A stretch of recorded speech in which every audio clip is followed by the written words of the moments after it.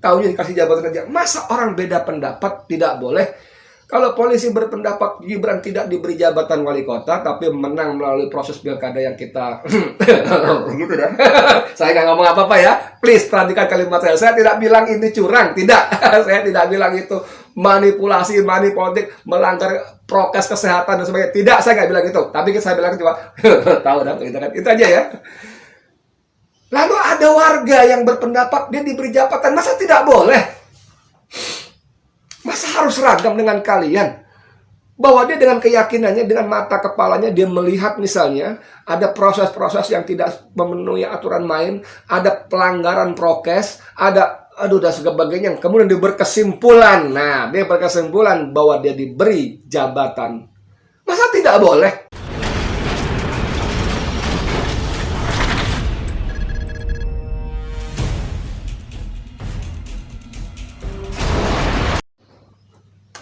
Assalamualaikum warahmatullahi wabarakatuh. Saudara, dengan saya lagi, Edi Mulyadi.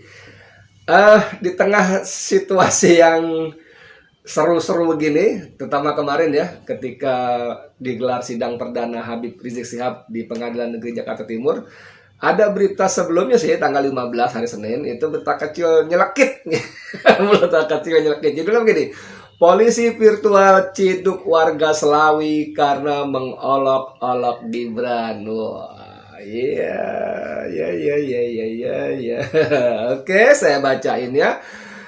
Tim virtual Polresta Surakarta menangkap warga Selawi AM yang menulis komentar dinilai bermuatan hoax terkait wali kota Solo Gibran Raka Buming Raka. Kenapa? Melalui akun Instagramnya, dia berkomentar di unggahan akun @garudarevolution tentang Gibran yang meminta semifinal dan final Piala Menpora digelar di Solo. Oke. Terus ada begini. Tahu apa dia tentang sepak bola? Saya bunyi begini karena dia kan orang Jawa, orang Solo, jadi kurang lebih begini. Tahu apa dia tentang sepak bola? Taunya dikasih jabatan saja. Taunya dikasih jabatan saja. Demikian ditulis AM di akun pribadinya @arkam-87 pada Sabtu pukul 18 WIB. Polisi baru melepaskan pria yang masih menempuh pendidikan di Yogyakarta itu setelah menghapus komentarnya dan meminta maaf. Permintaan maaf dibuat secara terbuka melalui akun resmi Instagram Polresta Surakarta. AM meminta maaf karena telah menyinggung Gibran dan warga kota Solo melalui video yang diunggah akun resmi Instagram @Polresta Surakarta. Saya menyesal dan tidak akan mengulanginya lagi. Ini kalimat-kalimat standar ya dalam ucapan-ucapan itu. Jadi saudara sekalian, nggak bisa bayangkan nggak ketika bapaknya Presiden Republik Indonesia Joko Widodo, yang mulia Joko Widodo, kalau kita nulis surat kan nggak begitu, apalagi hubungan antar diplomatik. Yang mulia Presiden Republik Indonesia Joko Widodo. Kalau kita kembali ke keraton Solo, Yogyakarta, Sinuhun, gitu ya. Jadi ketika bapaknya Presiden Republik Indonesia Joko Widodo menyatakan akan merevisi Undang-Undang ITE karena dalam penerapannya menimbulkan ketidakadilan, kita riuh. Wah. Orang mengapresiasi, wah kita akan memasuki masa-masa era demokratis. Era di mana orang boleh berbeda pendapat, orang di mana orang boleh menyatakan pendapat, kritik dan masukannya. Yes, gitu. Dan gayung bersambut Kapolri Jenderal Sigit pun membuat perkap khusus yang menyebutkan bahwa pasal-pasal tentang penghinaan ini harus dilaporkan oleh orang yang menjadi korban. Tidak boleh si A, si B, si C mengaku atau mewakili si korban. Dia terhina, dia dihina, dia tersinggung, dia disinggung. Nggak boleh lagi. Tapi semuanya ternyata memang belgedes. Semuanya omong kosong. Saya nggak berani bilang bahasa Inggris yang ramai itu ya, yang BS itu ya. Tapi itu omong kosong saudara, ketika Hidayat Nur Wahid mengabarkan kepada kita rakyat Indonesia bahwa dalam sidang balik Badan Legislatif DPR tentang prioritas prolegnas ya, program legislasi nasional 2021, pemerintah tidak mengajukan draft revisi Undang-Undang ITE. Tidak ada. Jadi revisi Undang-Undang ITE yang gembar-gembor gegap geminta oleh Jokowi akan direvisi itu bergedes.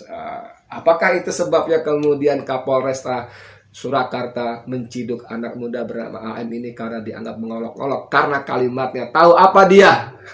Tahu apa dia tentang sepak bola? Taunya dikasih jabatan saja. Mengolok-olok ini harusnya kalau lihat peraturannya Kapolri, harus Gibran yang melaporkan, baru Kapolresta bertindak. Gitu. Harusnya kan, tapi kan tidak. Mungkin polisi akan mengatakan, oh ini kan bukan soal olok-olok, ini soal hoax. Karena Gibran tidak dikasih jabatan wali kota, Gibran itu memenangi pilkada wali kota di Solo. Oke, monggo saja.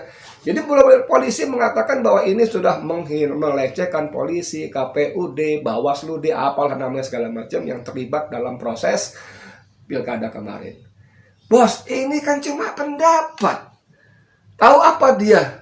Taunya dikasih jabatan aja. Masa orang beda pendapat tidak boleh? Kalau polisi berpendapat Gibran tidak diberi jabatan wali kota, tapi menang melalui proses pilkada yang kita gitu dah.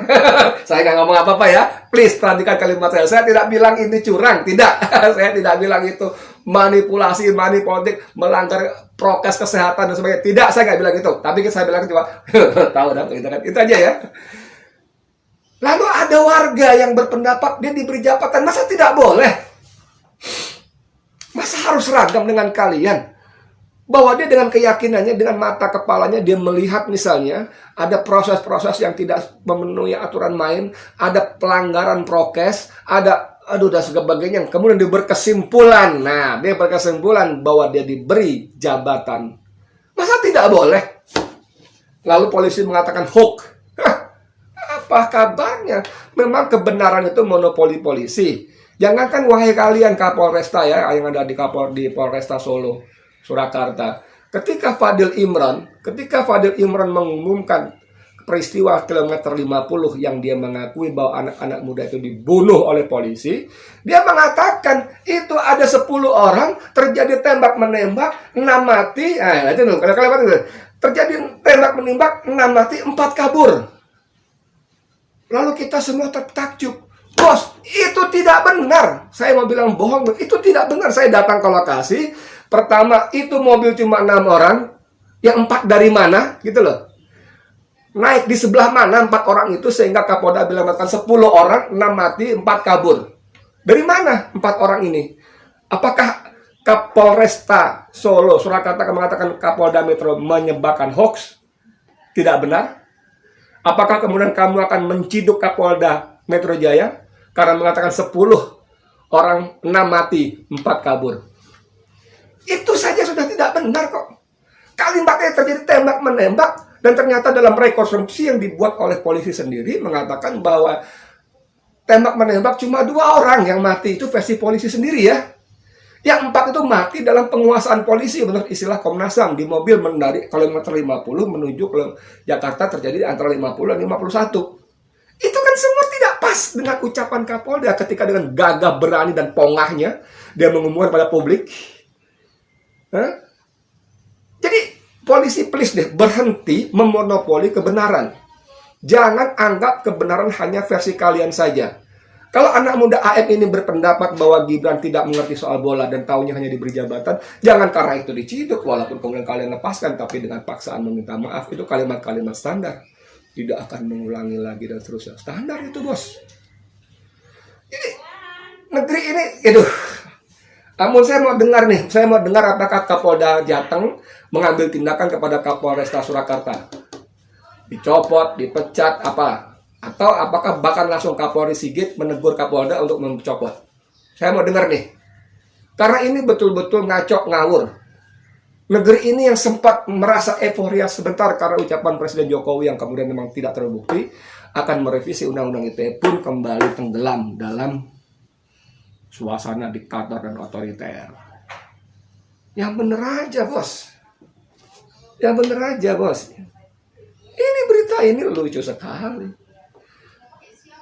Aduh, kapan polisi mau berubah? Kapolresta, Anda pangkatnya mungkin kombes ya.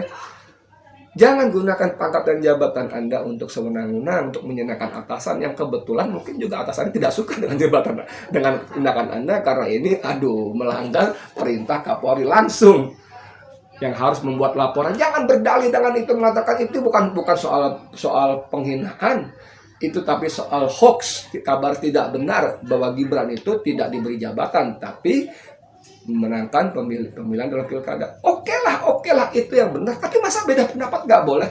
Masa disuruh seperti hoax benar harus diciduk? Gila negeri ini, gila. Katanya negeri Pancasila, nah kata negeri demokrasi, masa beda pendapat sedikit aja nggak boleh?